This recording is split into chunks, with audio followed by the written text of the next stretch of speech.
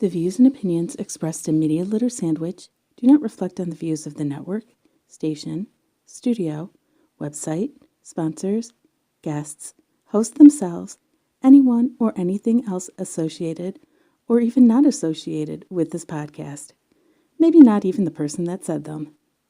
In other words, do your own research and do not sue anyone over what is said on this show.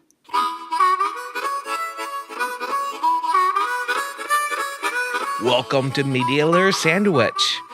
Today, who are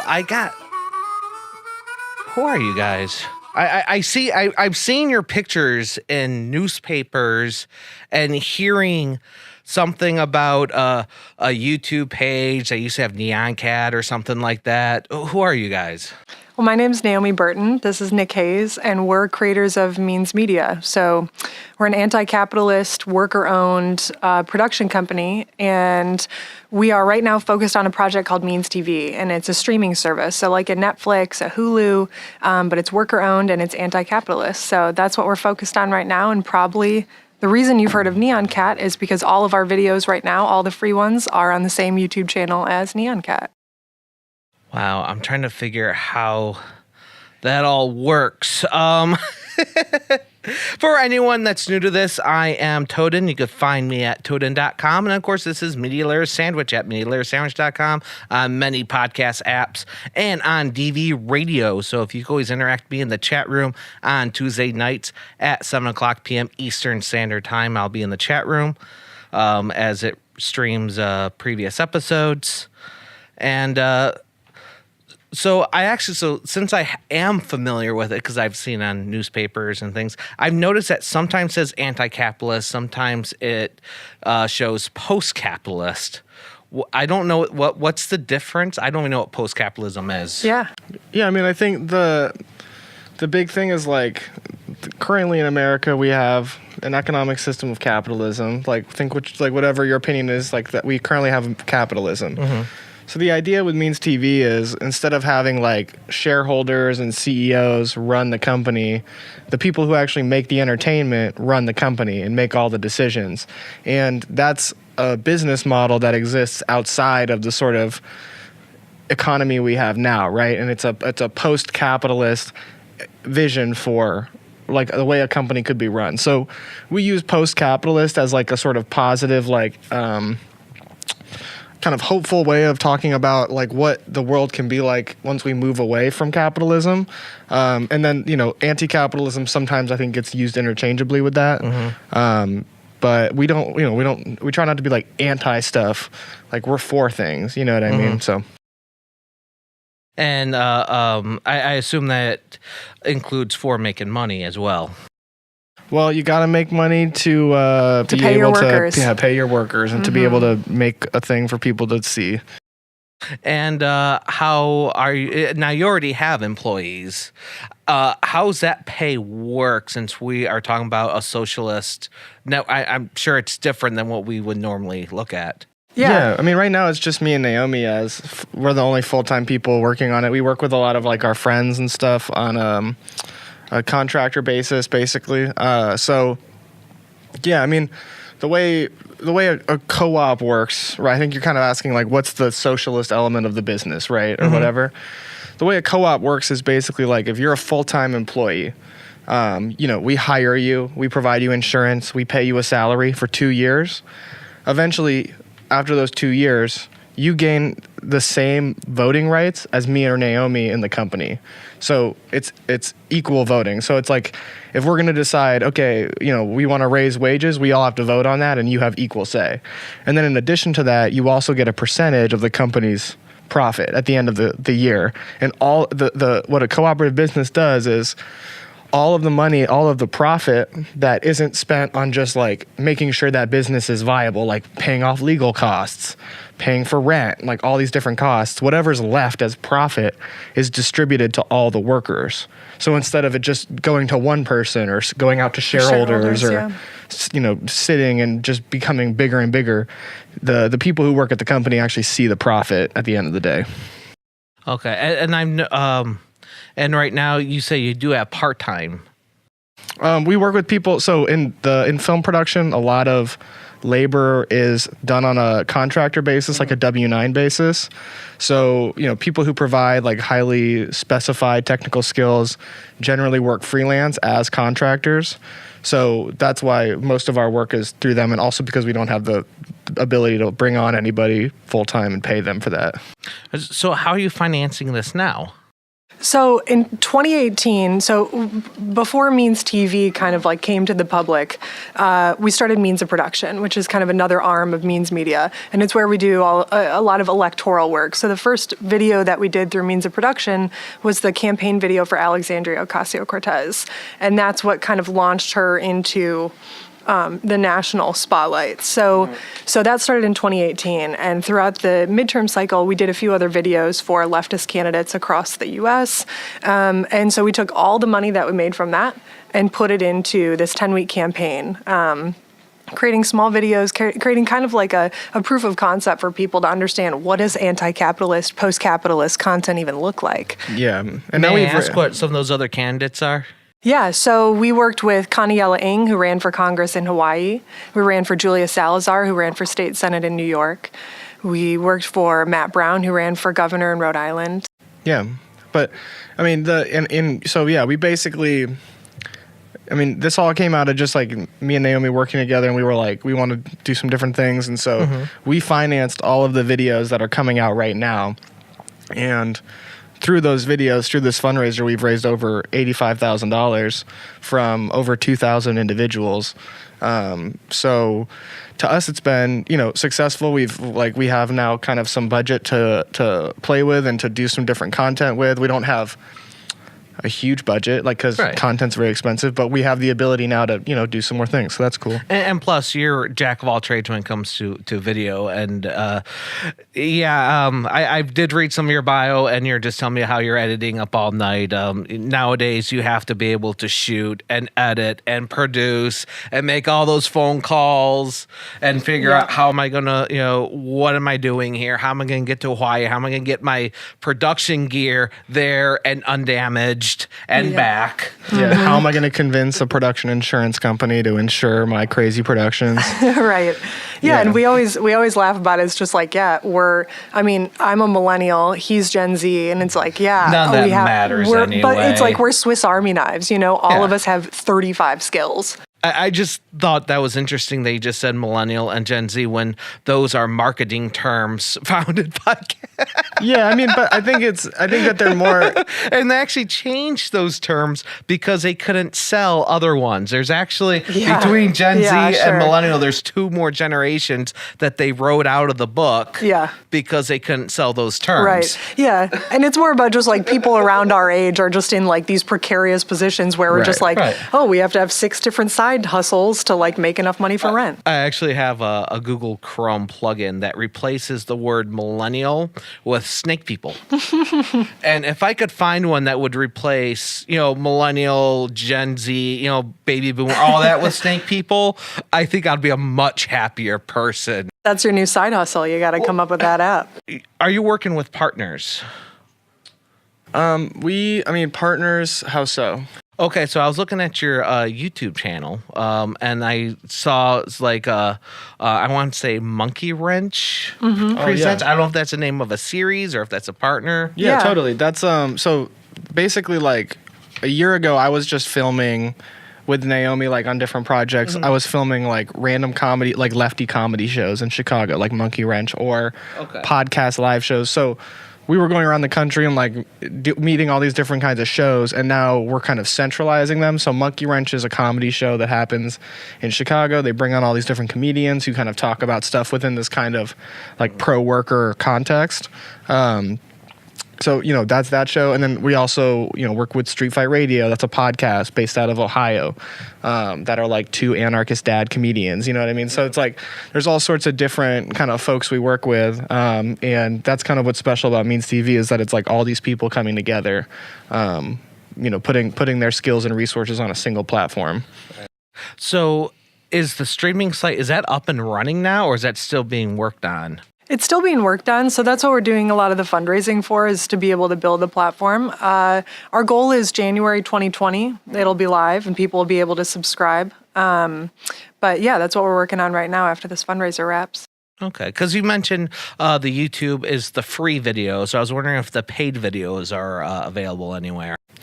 They are right now. I mean, so basically, we're putting out free videos now just to sort of show people like, this is what Means TV could be. And then we're going if you enjoy this content, exactly, go ahead and keep looking in the future. Mm-hmm. Yeah, and so we're doing that now, and then we're fundraising to do some of these like higher production value, like TV shows, animated shows. So a lot of this money that we've raised will go towards some of those first shows that'll be on the platform, as well as the actual platform building itself. And then we'll be putting out like fun free videos all of this summer and stuff like that. And even when the platform's out, we'll be putting up free videos because we want to reach new people and stuff. So so how are you reaching out to people now?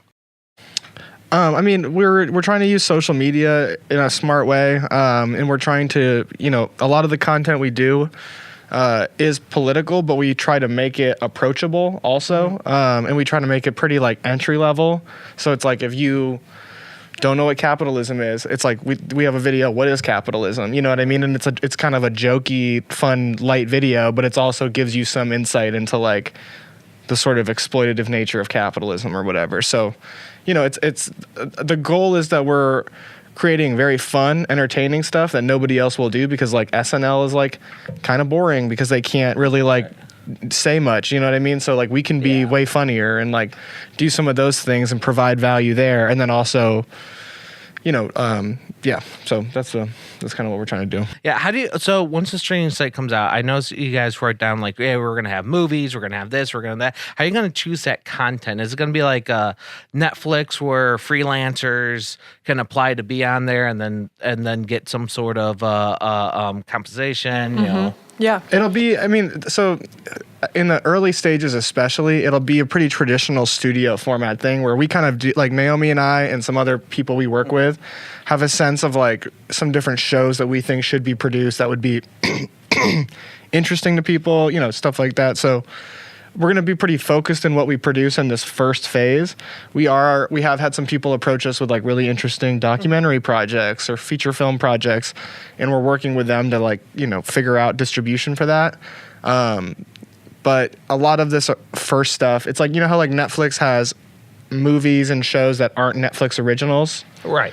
So it's like a lot of the first stuff we're going to have will be like Netflix originals, where it's like we're producing it and distributing it in-house. That's interesting because it's usually vice versa, where you could get some cheaper things first. Like even Amazon did the same thing, where it was almost like a YouTube in the beginning, and then as income came in, then they're able to produce their own things. And it's because they kind of have the luxury of being able to truly be like a mass media aggregator, where they're like, they can buy like $1 million media property and be like, we have this movie for a year, where we're working with much smaller budgets. So it's like, we have to kind of show people what the style is of this streaming platform, like what's the perspective that's being offered, right. You know what I mean, first, and then we can kind of start really aggregating and bringing in sort of, any type of project that aligns. But yeah, that's really interesting how you build it from the ground up. I feel like that's like really the bulk of the conversation. Yeah. Yeah, it's super ground up. It's like it's literally like a year and a half ago, Naomi and I were just sitting in my apartment like we should make like a Netflix, but like with like better stuff on it. You know what I mean?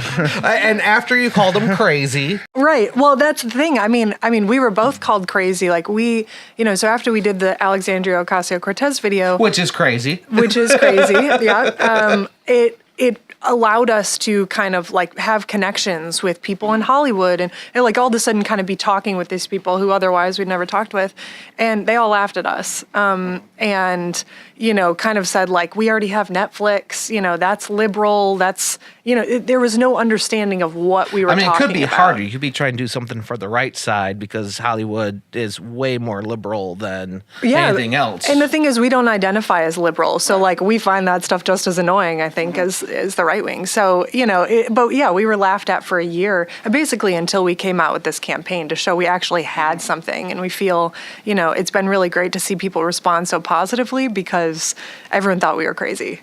But we're not. Yeah, I kind of glad seeing, hearing how you guys are talking about doing something other than another Patreon, because I'm hearing more stories about how Patreon might start looking at people's political views and things like that. That's why you have more political sided streaming sites and pay for them, because they have to go behind a paywall at least for something, Right, totally.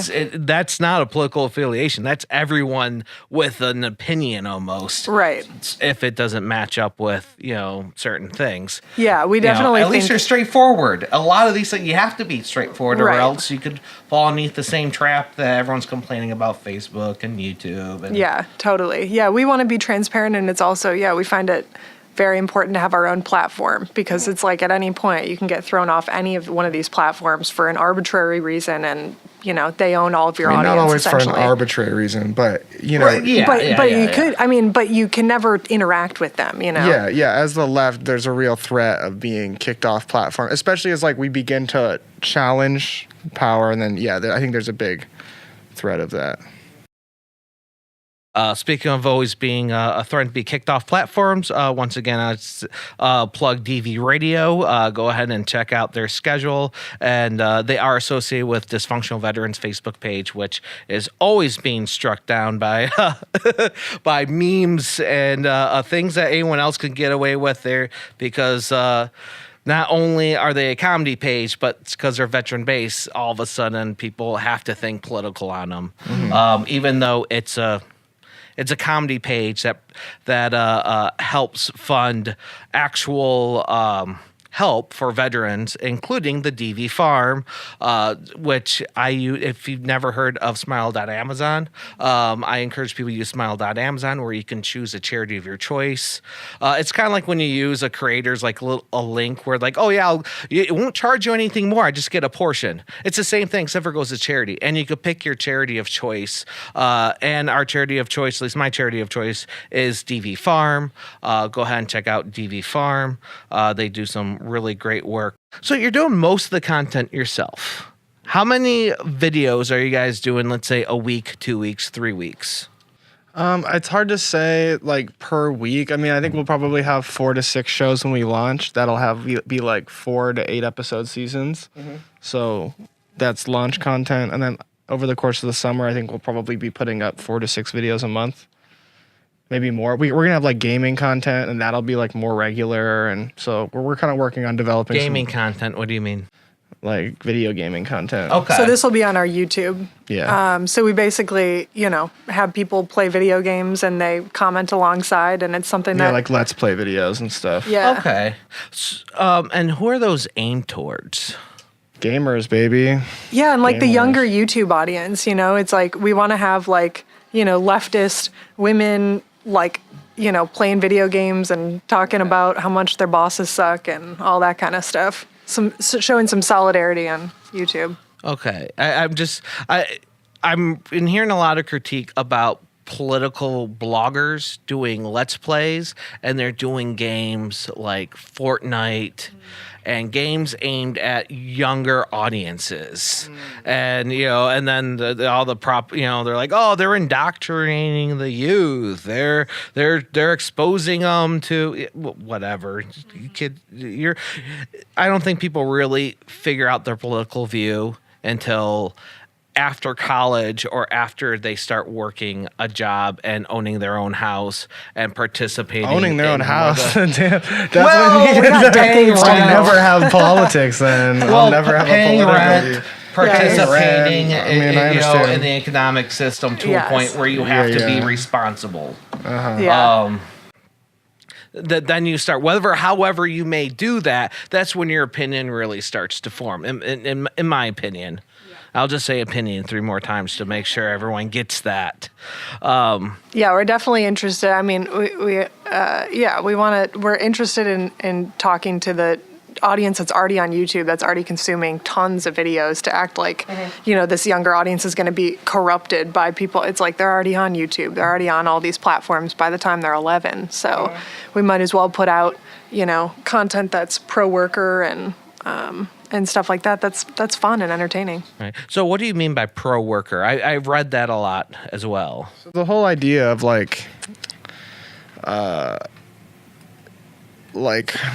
trying to keep it kind of not super political, but the whole idea of the project, of our political project and of Means TV, is to make working class people, which are people who don't own the means of production, don't own like a factory, people who are like they literally work for their living, right? They like work for somebody else to make their money. We want those people to feel much more empowered socially and economically and culturally in what they provide. So like we tell workers, like, if you're making $15 an hour, that means that you're probably bringing in about $40 an hour to the company.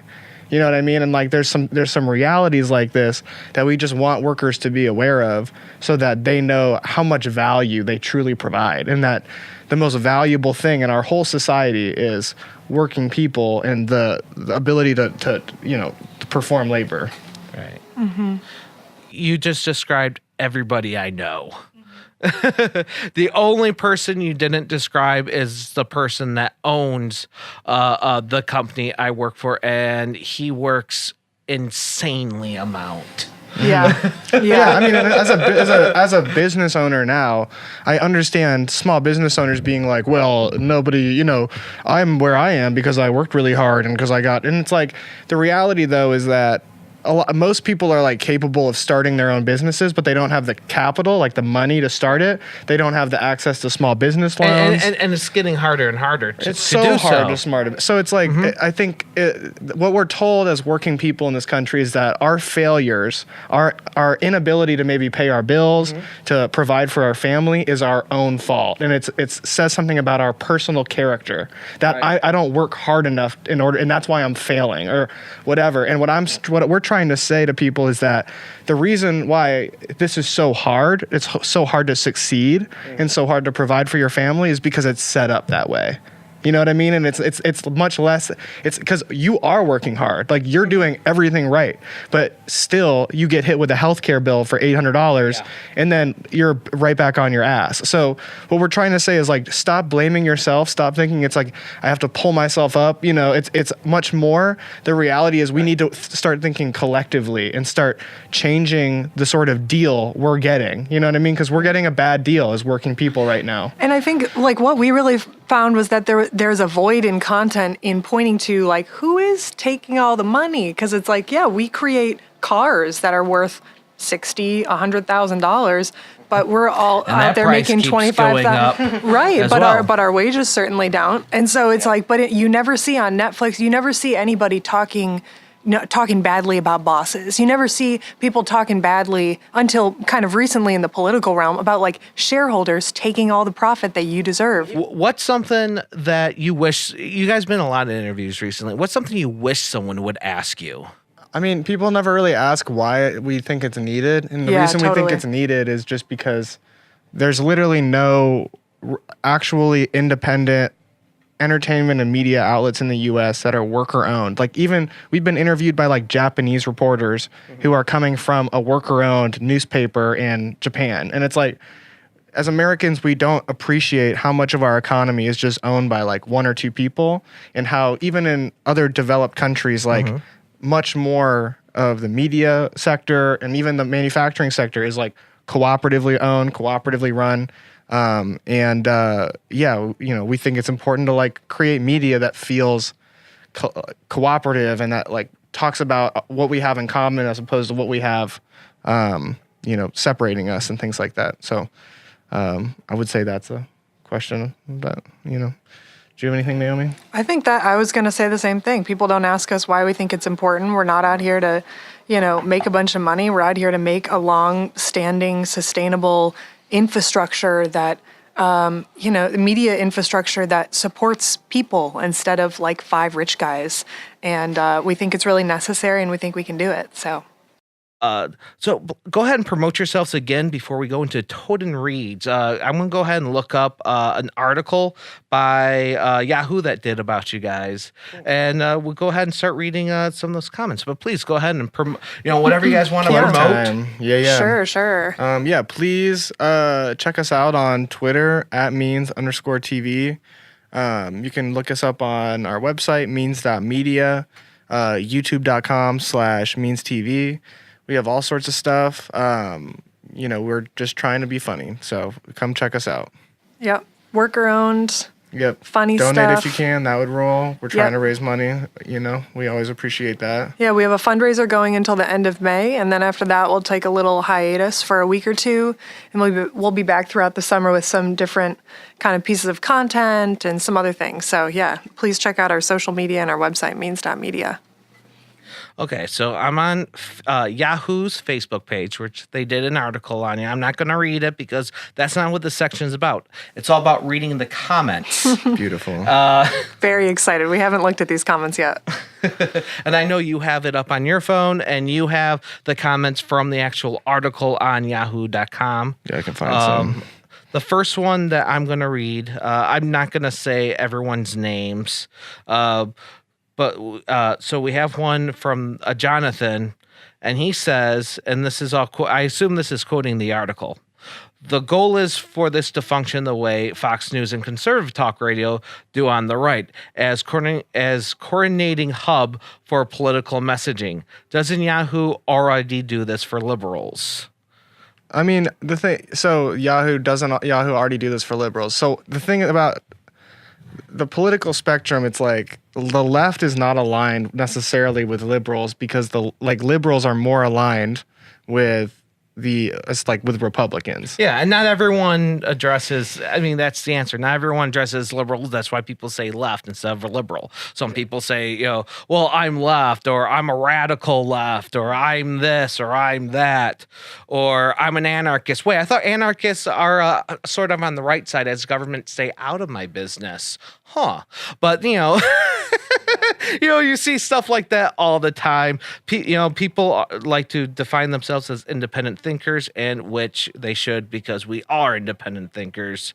So, I mean, and plus, Yahoo, they're not a streaming site with movies and all the other stuff. Well, and neither also, is a bunch of these other things. It's not a news site. Yeah, well, and it's like, our Yahoo, I don't know exactly who they're owned by, but I imagine it's just one rich guy or two rich guys and a bunch of shareholders who are shady. And it's like, that's the whole thing that we think is wrong and bad about a lot of these media and entertainment companies, is that they're owned by a rich guy or two, and we're going to be owned by our workers. Yeah, and I think what the biggest joke about that comment is he's cross-referencing with a quote-unquote news site. Yeah. It's not a news site. Mm-hmm. Not all. It does. Mm-hmm. You want me to find one here? Yeah, I got one I want to say real quick. It's a meme. It says, "Look at all these filthy socialists," and it shows a firefighter, police, EMS, and the military. I do find that funny because it's not social. I don't know. And economics can explain that to me. But we do see little parts of socialism in the way things are publicly funded, at least to somewhat of a degree. And economics can argue with me. Okay. But Someone else, is like, looks like competition is coming for Yahoo. Yeah, but I mean, it's just like. Yeah, I mean, again, it's like we are coming out of a critique of liberal media, right. Largely. I mean, it's like the right wing is very well funded. They have all these insane media operations. Like the left has nothing because we just have liberal corporate media. Yeah, and why is it got to be? Why does anything have to be a competition? That's something that I never understood. Even And I mean, it's just like, people are understandably annoyed and frustrated with the news and with the media. It's like, so are we. Again, that's why we are doing something that's outside of this realm. But I think it's really hard because things are kind of painted in black and white, like that all the media is liberal and that, and it's they kind of are. I mean, it's like you're either liberal or conservative under the current situation. Okay. And if you're a libertarian, everyone hates you. So it's all good. This person says anti-capitalist entertainment until they start selling ads. So we won't have any ads on the platform if anybody's concerned about ads. No, because they're paying for the platform. Well, people are subscribers. It's not or Hulu. Subscriber funded. Yeah. Yeah, it's not Hulu. Let us use capitalism to promote socialism. That's exactly what we're doing. That's correct. Yeah, I mean, most of these are just that. But Oh, here's my here's a Snake People comment. Anyone supporting anything AOC is pushing is totally misinformed and being led to their fall, easily manipulated. Millennial. Well, you're using the term millennial like you know what that means. It's just a marketing term. And as far as marketing concerns, that just means they're underneath 38 now. They turn the age to, where if you're under the age of 36 or 38, you're considered a millennial. So go ahead and think about that. If you don't think it makes any sense, then I agree with you. See if there's any good replies. There are not, just a bunch of bad memes. Okay, no good replies to that one. Yeah, whenever you're reading anything political, everyone wants to bring other topics into it and argue, which just doesn't help the conversation. Unless you're really just there to troll, which, hey, I'll grab me a bag of popcorn. have you heard of libertarian socialism before? Yes, and I had a good laugh about that because those are two very contradictory terms. Someone said we don't need another Fox News, so people are just people are confused all over the place, you know?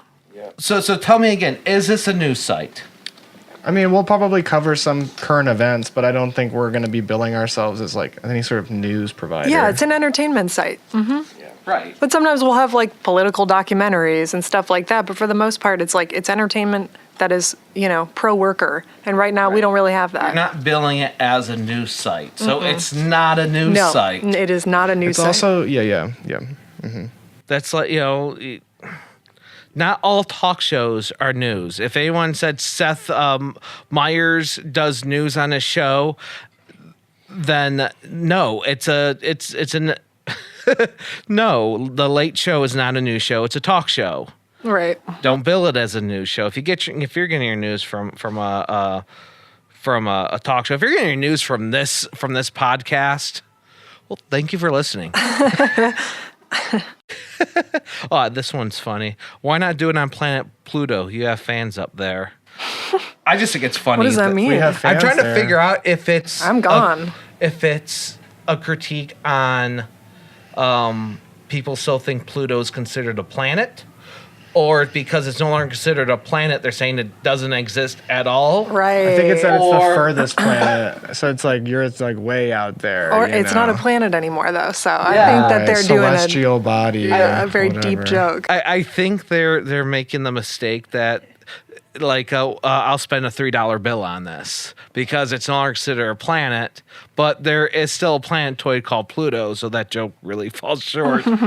Sorry, Edna. I thought that was really funny. All right. I want to thank you guys very much for coming out on the show. Please go ahead and promote yourselves one more time. Totally, I'll plug it. Thanks so much for having us. Our Twitter is means_TV. You can find us on YouTube, youtube.com/meanstv. And you can find our website where you can also donate if you want to at means.media. And we really appreciate all your support.